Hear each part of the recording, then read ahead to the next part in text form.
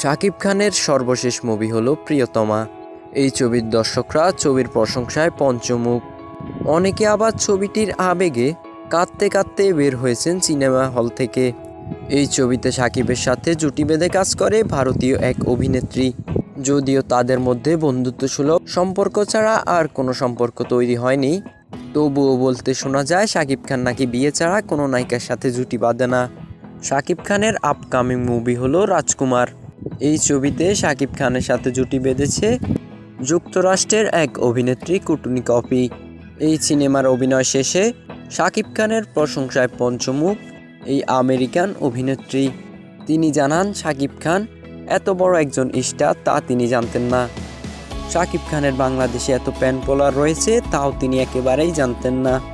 শাকিব খানের সাথে বিয়ের বিষয়টা অনেক বেশি ভালো লেগেছে তার। তাহলে কি সত্যিই শাকিব খান আরও একবার বিয়ের বন্ধনে আবদ্ধ হলো? আসলে বিষয়টি সত্যি, কিন্তু বাস্তবে নয়, এটি হলো সিনেমায়।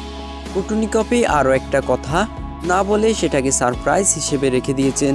তবে কি সেই সারপ্রাইজ, সেটা জানতে অধীর আগ্রহে বসে আছেন নেটিজনরা। Magical news, Mohammad Shihab, Noakhali.